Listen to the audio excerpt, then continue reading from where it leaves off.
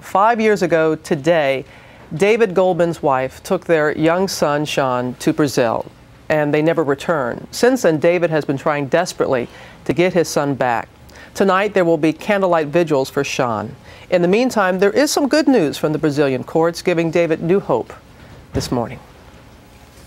After a 5-year struggle through the Brazilian court system, it was finally a victory for David Goldman to bring his 9-year-old son home, pending an appeal by the boy's Brazilian family. I hope this will bring me to a closer resolution to returning home with my son. It was back in 2004 that Goldman's wife Bruna took their then 4-year-old son Sean on a vacation to Brazil, a vacation that many are now calling a kidnapping, leaving this father without his son. Without David's consent or even an official divorce in the U.S., Bruna started a new life in Brazil, marrying a man from a politically connected Brazilian family. Together, they raised Sean, but in 2008, another upheaval in this young boy's life. Bruna got pregnant, but died from complications after childbirth, leaving Sean to be raised by his mother's Brazilian husband. Now, 5 years later, Goldman will go back to the federal courts for what Goldman and his family hope will be the final appeal. And we all hope that for David Goldman, who joins us now live. David, thank you so much for being with us this morning. Thank you, Robin. 5 years ago today, your wife and son head to the airport. She says she's going on a 2-week vacation from Brazil, her native country. No inkling whatsoever what she was about to do. No, I see that day as clear today as it was when I dropped them off at the airport. We all gave each other hugs and kisses with her mom and dad, and I waved goodbye with blessings of a safe trip. I never imagined it. Never could have seen this coming. No, and here we are 5 years later. 5 years to the day, 5 years to the day. Today. Good news, the Brazilian Supreme Court ruling in your favor. You've been fighting all these many years. What is the next step? When again will you be close to getting your son back home? Well, I'm hoping with this Supreme Court justice decision that wasn't really just about my case, but about all the cases at Brazil. There's 50 other American kids cases with 70-something children trapped in Brazil just from America, and that ruling by the courts was a decision to actually honor the Hague Convention.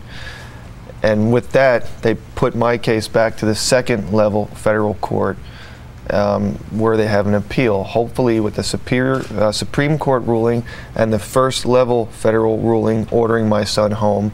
The second level federal court will make an expeditious decision and continue on the return aspect to bring me and my son together. It's simple. It's really simple. And you've been fighting this. I know that your former wife died at childbirth a year or so ago, but even before that, you were fighting to get Sean back. From day one, when I was told she wasn't coming back, immediately I began to do whatever I could, legally, humanly possible, to be reunited with my son and bring him home. For 4 years, you didn't see him, and then in the last year or so, you have been able to see him. When's the last time you saw Sean? I saw him about 2 weeks ago when I was in Brazil. And how's he doing? He's struggling. They're putting a lot of pressure on him.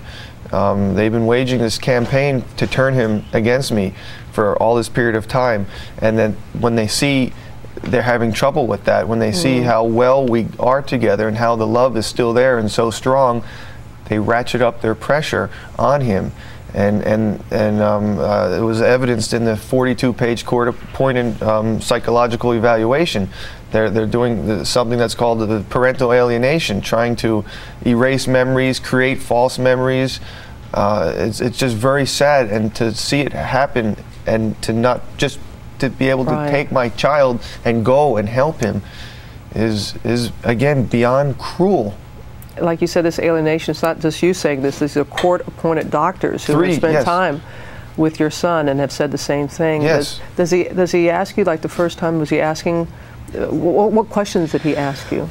The first time we saw each other, there was a video out that I saw these two men raise a tiger or a lion, and when they saw the lion, they jumped all. Do you remember there was well, that's what our reunion was like. Yeah. It was so joyous, And the only one question he asked me is, after we were talking, how come you haven't been here to see me in this time?